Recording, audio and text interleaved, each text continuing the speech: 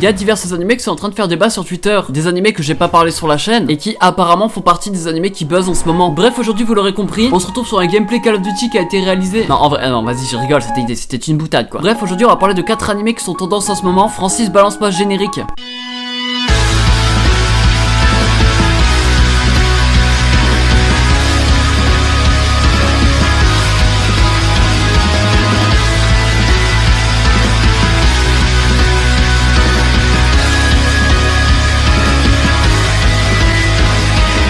Hey, salut à tous ces gens, c'est Rush Manga, je dois parler de 4 animés qui buzzent en ce moment tout simplement. Donc ceux qui sont le plus suivis par la communauté. Bref, comme d'habitude, si t'as aimé, tu peux lâcher le petit like, ça fait plaisir. En commentaire, tu me mets toi quel animé tu regardes en ce moment, ce que tu veux manger ce midi, ça m'intéresserait aussi. Ouais, vas-y là, je veux tout savoir là, raconte-moi ta vie, vas-y, allez. Non, je rigole, je m'en fiche un peu quoi.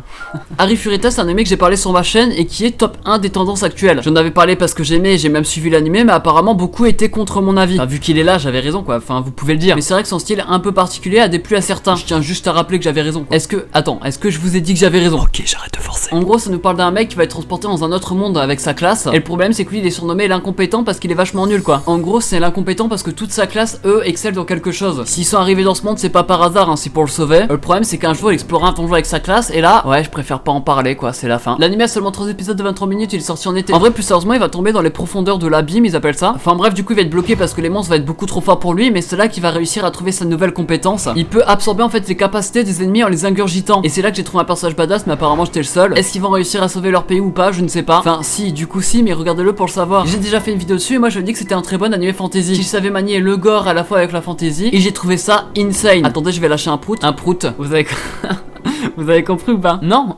Pas grave. D'après le retour de ma vidéo, il y a beaucoup de personnes qui n'ont pas aimé cet animé. Je vais le dire honnêtement, moi j'ai surkiffé de fou et je pense qu'il faut le regarder. Et pour répondre à ceux qui disent qu'il y a rien d'original dedans, et alors, enfin je sais pas si tu comprends que suivre un genre n'est pas forcément l'évoluer, et tu vois, on peut suivre le genre tout en faisant un très bon animé. Et je pense que dans celui-ci, il suit très bien ses genres. C'est même son point fort d'ailleurs. Lui, il y a du ecchi fanservice, lui, il y a des moments ennuyants. Mais à côté de ça, je trouve qu'il y a des bons combats. Les capacités du personnage principal, je les trouve ultra bien. Et à côté de tous les clichés qu'on peut avoir, bah on a un très bon animé fantasy et le classement fait que de confirmer ce que je viens de dire. Attention, je vais lâcher mon meilleur rôle. Mon meilleur rôle.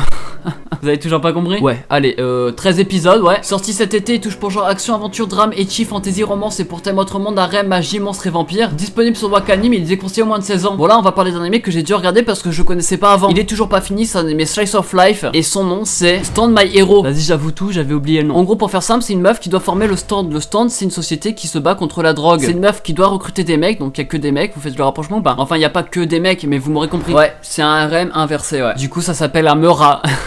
Celle-ci je l'ai improvisé mais meilleure blague. Ceux qui n'ont pas compris c'est harem à l'envers. Bref, animé plutôt intéressant, mais j'ai eu du mal à m'attacher au carré design des personnages. Non pas parce qu'il était mal fait, il était très bien fait, mais ce genre de design m'accroche pas vraiment des masses. D'ailleurs en me réécoutant, j'ai oublié de préciser qu'il y a qu'un seul épisode de sortie. C'est pour ça que pour l'instant il n'y a pas tous les personnages. Mais on y voit déjà une ambiance plutôt calme, plutôt posée. Malgré que ça soit un slice of life romance, on voit très bien que l'enquête est aussi un thème qui est utilisé dans cet animé. Et que la maturité aussi est un atout de celui-ci. Vu qu'il y a qu'un épisode de sortie, je peux pas en dire plus, mais c'est un animé de cette saison qui touche pour genre romance slice of life et pour thème harem inversé. Disponible sur Wakanim, suivez-le. Celui-ci tout le monde le connaît parce que ça a fait un buzz de fou et pourtant je l'ai pas vu. Ouais, c'est Kimetsu no Yaiba que j'ai pas vu. Ouais, vous pouvez m'insulter, vous pouvez faire ce que vous voulez là. Espèce de... Ouais.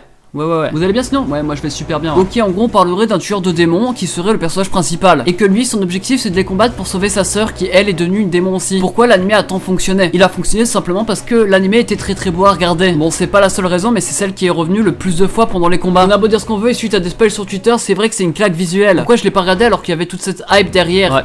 Bah je sais pas. Je me pose une question et je connais pas la réponse, c'est fou ça. Et j'ai trouvé qu'il y avait trop de hype derrière cet animé. Et franchement moi ça m'a bloqué parce que j'avais l'impression qu'il était surcoté alors que peut-être pas. Vous savez c'est cet effet où tout le monde parle d'un truc que à force on devient tout de suite saoulé sans même l'avoir commencé. Enfin bref je vais pas épiloguer sur un animé que j'ai pas vu. C'est le seul animé que j'ai pas vu de stop. Et comme ça je suis honnête avec vous, juste il fait partie des plus tendances actuelles. Au moins vous avez un petit aparté dessus. Bon, le dernier animé qu'on va parler, Today en français qui veut dire 2 jours. Enfin je crois. Non je regarde. Ça commence par attacher avec une suite beaucoup trop longue pour que je vous le dise. Et c'est également un animé de saison. En gros nous on parle d'une fille qui a 10 ans, sauf que dans son ancienne vie elle avait 18 ans. Pourquoi dans son ancienne vie, vous allez me dire? Pourquoi dans son ancienne vie du coup? Je te l'avais bien dit que t'allais le dire. On leur dit que c'est moi qui fais les devoirs.